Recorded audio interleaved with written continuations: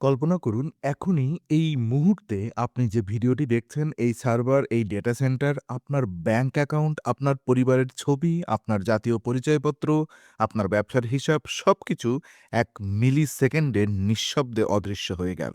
না, কোনো পারমাণবিক বোমা নয়, কোনো হ্যাকার নয়, কোনো যুদ্ধ নয়, বরং মহাবিশ্বের গভীরে লুকিয়ে থাকা এক নিঃশব্দ শিকারী। একটি মৃত তারা, একটি চৌম্বক দত্ত। তার নাম ম্যাগনেটার।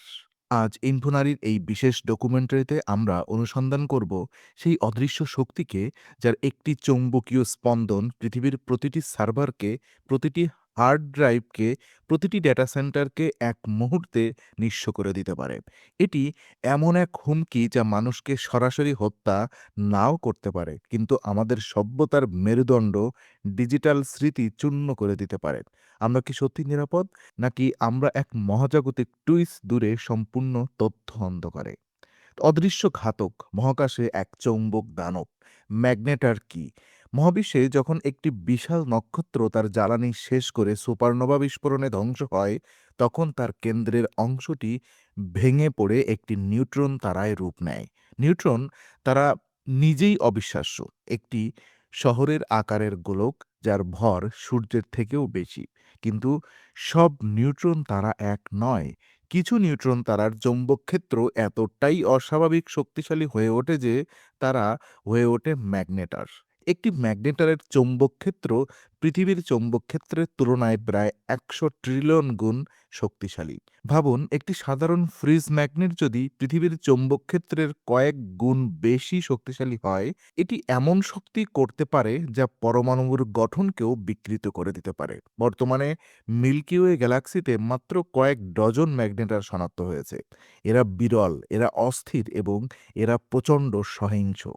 ২০০৪ সালের সতর্কবার্তা, এসজিআর 180620 এর বিস্ফোরণ। ২০০৪ সালের ২৭ ডিসেম্বর পৃথিবী থেকে প্রায় ৫০,০০০ আলোকবর্ষ দূরে অবস্থিত এক ম্যাগনেটার এসজিআর 180620 হঠাৎ করে এক ভয়াবহ ফ্লেয়ার ছুড়ে দেয়। এই ফ্লেয়ার ছিল মানব ইতিহাসের পর্যবেক্ষিত সবচেয়ে শক্তিশালী গামা রে বিস্ফোরণগুলোর একটি। এটি এতটাই শক্তিশালী ছিল যে এত দূরে থেকেও পৃথিবীর উপরে বায়ুমণ্ডল আয়নিত হয়ে যায়। স্যাটেলাইটগুলো সাময়িকভাবে বিঘ্নিত হয়, কিছু যোগাযোগ সিস্টেমে অস্বাভাবিকতা দেখা দেয়। এটি ছিল এক সতর্কবার্তা। এটি ৫০,০০০ আলোকবর্ষ দূরের তারার হাঁচি আমাদের প্রযুক্তিকে কাঁপিয়ে দিয়েছিল। তাহলে যদি এমন একটি ঘটনা আরও কাছে ঘটত? ডেটা আমাদের নতুন সভ্যতার আত্মা। একসময় সভ্যতার শক্তি ছিল জমি, সোনা, সেনাবাহিনী। আজ ডেটা। আপনার ব্যাংক ব্যালেন্স কোনো কাগজে লেখা নেই, এটি সার্ভারে। আপনার জন্ম সনদ, আপনার চিকিৎসা ইতিহাস, আপনার জাতীয় নিরাপত্তা তথ্য সবই ডিজিটাল। বিশ্ব অর্থনীতি আজ নির্ভর করছে ডেটা সেন্টারের উপরে। গুগল, অ্যামাজন, মাইক্রোসফটের মতো কর্পোরেশনগুলো বিশাল ডেটা ফার্ম তৈরি করেছে। কিন্তু প্রশ্ন হলো, এই ডেটা কি সত্যিই নিরাপদ? ম্যাগনেটরের চৌম্বক ক্ষেত্র যদি পৃথিবীতে পৌঁছায়, বিশেষত যদি তা অত্যন্ত কাছাকাছি থেকে আসে, তাহলে ম্যাগনেটিক স্টোরেজ ডিভাইসগুলো সবচেয়ে ঝুঁকিতে থাকবে।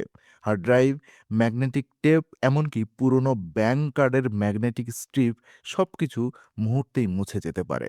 একটি শক্তিশালী ইলেকট্রোম্যাগনেটিক পালস অর্থাৎ ইএমপি এর মতো প্রভাব তৈরি হতে পারে, যা বৈদ্যুতিক সার্কিটে বিশাল কারেন্ট তৈরি করবে। ট্রান্সফরমার পুড়ে যাবে, পাওয়ার গ্রিড ভেঙে পড়বে, ডেটা সেন্টারের ব্যাকআপও অকার্যকর হয়ে যাবে।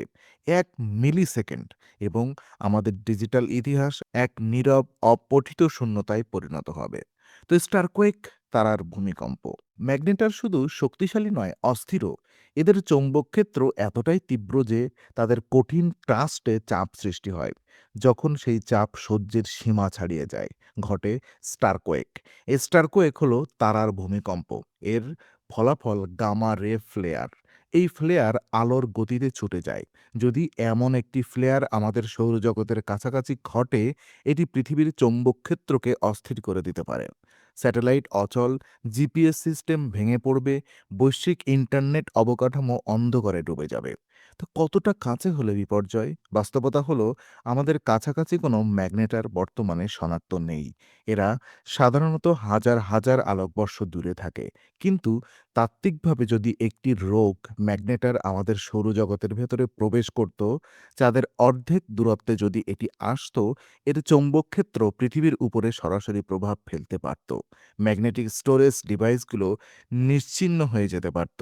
আরও কাছে এলে ইলেকট্রনিক সার্কিটে এর কারেন্ট তৈরি হতে পারত, যা সব ডিভাইস পুড়িয়ে ফেলবে। এমনকি পৃথিবীর লৌহ কাঠামো, বড় বড় ট্রান্সমিশন লাইন চরম ইন্ডাকশনের শিকার হতে পারত। সম্ভাবনা বনাম আতঙ্ক। এখন প্রশ্ন, এটি কি বাস্তবসম্মত হুমকি? জ্যোতির্বিজ্ঞানীরা বলেন এটি অত্যন্ত অস্বাভাবিক, ম্যাগনেটর বিরল। এদের সক্রিয় জীবনকাল তুলনামূলকভাবে ছোট, প্রায় 10,000 বছর। এবং কোনো ম্যাগনেটর আমাদের সৌরজগতের এত কাছে আসার সম্ভাবনা পরিসংখ্যানগতভাবে প্রায় শূন্যের কাছাকাছি। কিন্তু প্রায় শূন্য মানে শূন্য নয়। মহাবিশ্বে অপ্রত্যাশিত ঘটনা ঘটেই চলেছে।